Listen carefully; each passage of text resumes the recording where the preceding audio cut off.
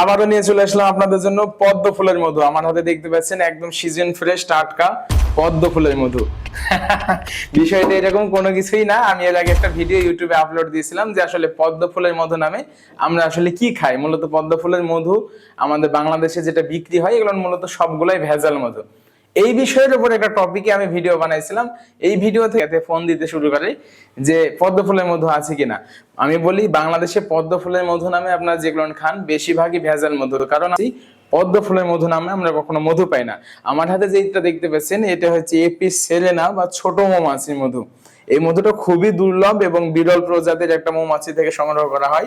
এটা দক্ষিণ এশিয়ার বিলুপ্ত প্রায় একটা মৌমাছি, এপিস সেলেনা মৌমাছি। কারো কারো আঞ্চলিক ভাষায় বলে খং মৌমাছি, ছোট মৌমাছি, ক্ষুদে মৌমাছি।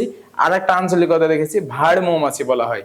এই মৌমাছির মধুগুলা দেখতে পেতেছেন যে এটার ঘনত্ব মাশাআল্লাহ অনেক সুন্দর এবং এই মধুটা খাইতেও অনেকটা ঔষধি গুণাগুণ সম্পন্ন।